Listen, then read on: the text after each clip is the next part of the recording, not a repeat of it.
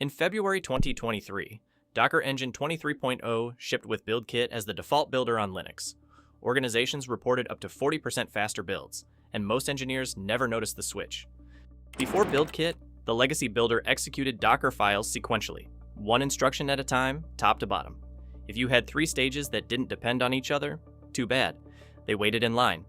Cold cache builds took 13 to 14 minutes. Engineers blamed network latency, blamed CI runners, blamed their own Docker files. And it got worse. Cache invalidation bugs made builds rebuild everything on every push, even when nothing changed. BuildKit is a complete reimagining of the container build process. Developed by Tanis Tigi and the Docker team starting in November 2017, it replaces linear execution with a directed acyclic graph engine that analyzes dependencies before executing anything. BuildKit has 3 phases. The front end parses your Docker file and emits low-level builder format, LLB. The LLB graph is a directed acyclic graph of operations with explicit dependency edges. The solver walks the graph, optimizes it, and executes vertices with caching and parallelism. Here's a simple Docker file. From pulls the base image, Workdir creates the directory. Copy brings in source files. Run executes npm install. The legacy builder runs these in order, waiting for each step to finish before starting the next. BuildKit's front end transforms that Docker file into LLB operations, a series of vertices connected by dependency edges. SourceOp loads the base image. FileOp creates the directory. Another SourceOp loads your local context. FileOp copies files. ExecOp runs the command. Each vertex knows exactly what it depends on. The DAG makes dependencies explicit. Vertex 5 depends on vertex 4. Vertex 4 depends on vertices 2 and 3. But 2 and 3 are independent. Loading the base image and loading your source files have no relationship. They can run in parallel. The solver schedules them simultaneously on different threads. Legacy Builder executes stages sequentially, one after another. BuildKit computes the dependency graph and parallelizes all 3 independent stages. In one benchmark, sequential build took 49.1 seconds. BuildKit finished in 27.2, a 44% reduction on the exact same Docker file. Here's a multi-stage Docker file with 3 named stages. The front-end stage builds JavaScript with Node. The back-end stage compiles Go binaries. The final stage is Alpine copying both artifacts. Front-end and back-end are completely independent branches. Different source directories, different runtimes, 0 shared dependencies. BuildKit analyzes the graph. Front-end and back-end both depend only on their own source directories. No shared inputs, no ordering constraints. The solver schedules them on separate CPU cores at the same time. The final stage waits for both to complete, then copies their outputs. 2 stages in the time of 1. Every vertex in the DAG has a content-addressable digest. The digest is a cryptographic checksum of the operation definition, plus all its inputs, recursively. If vertex A changes by 1 byte, its digest changes. All vertices that depend on A get new digests. The entire downstream chain is invalidated. Each vertex carries its digest in the LLB protobuf message. This is vertex 0, a source-op loading node 20. Its digest is SHA-256:048981. If you've already built a vertex with this exact digest anywhere, local cache, remote cache, teammate's machine, BuildKit skips it. Cache hit.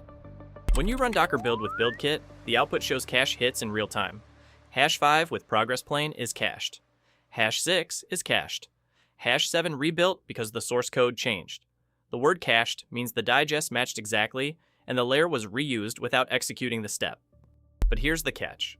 Legacy Builder caches layers locally. One machine, one cache. If you rebuild on a fresh CI runner, you start from 0 every time. BuildKit can export cache to a container registry and pull it on demand from any host. That changes everything for CI pipelines. BuildKit supports multiple cache backends. Inline embeds the cache metadata into the image itself. Registry pushes the cache as a separate manifest to the registry. Local exports cache to a directory on disk. GitHub Actions has its own cache exporter that integrates with the Actions Cache API. Inline cache is convenient. Embedded in the image, push once and done. But it only supports min mode, which caches layers that appear in the final image. All intermediate stages from multi-stage builds are thrown away. Your expensive Go compilation layer? Not cached? Your npm install before source copy? Gone. Registry cache with mode equals max caches all layers, every vertex from every stage, including intermediate build stages that never appear in the final image. You push the image and cache separately with 2 registry references. The next build that pulls it gets the entire graph, every operation cached. In one real case, an AI image build with invalid cache took 13 to 14 minutes. The team refactored the Dockerfile and switched cache export compression from gzip to zstd. Cold cache builds dropped to 5 minutes, a 62% reduction. Same Dockerfile structure, different compression. BuildKit supports gzip, zstd, stargs, and uncompressed formats. Gzip is the default for compatibility. zstd is faster to compress, faster to decompress, and achieves better compression ratios. You can tune compression level, 0 to 22 for zstd, 0 to 9 for gzip. Higher level means smaller size but slower compression.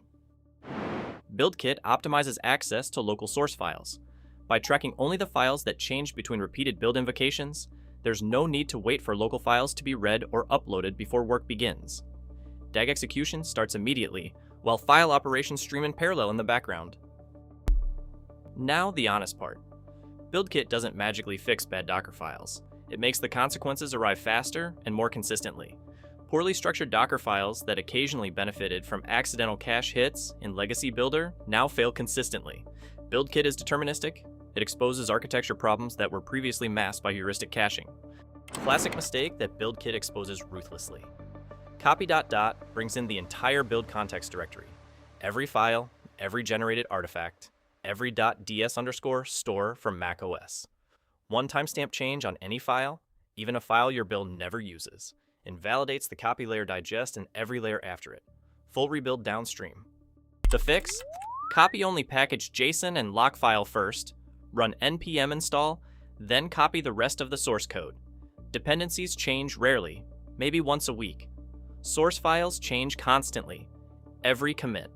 Now a source code edit doesn't invalidate the npm install layer.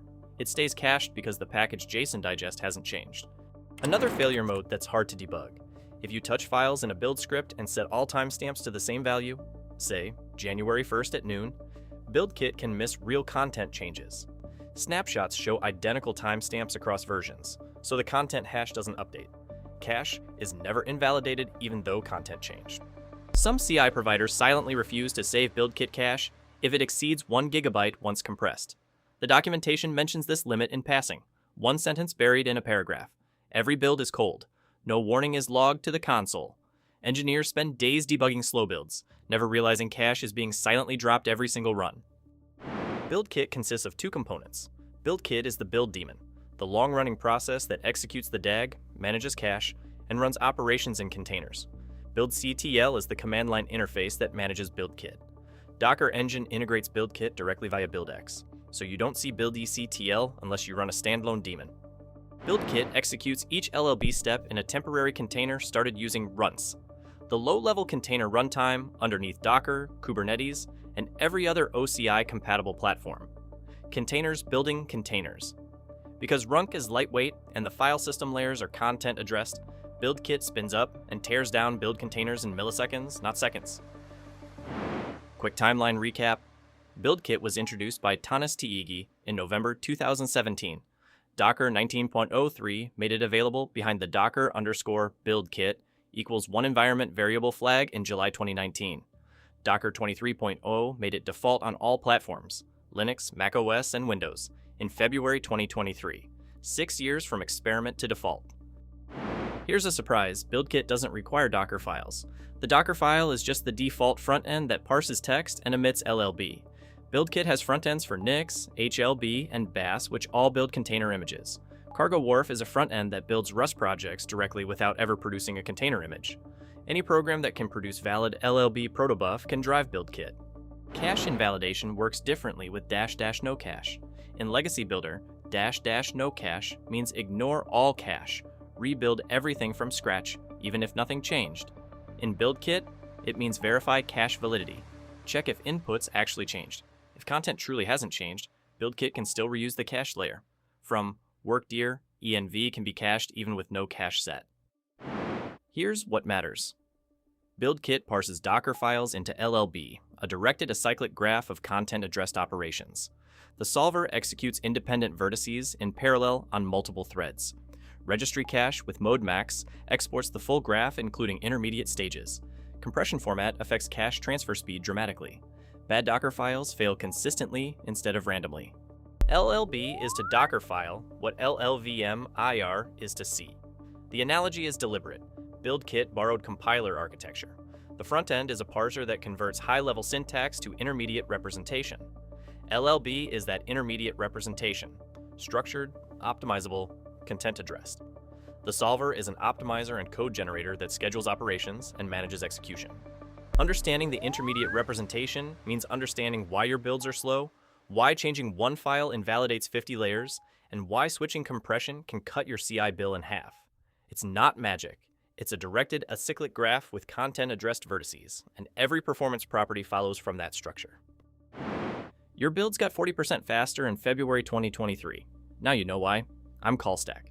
Subscribe if compilers disguised as container engines are your thing.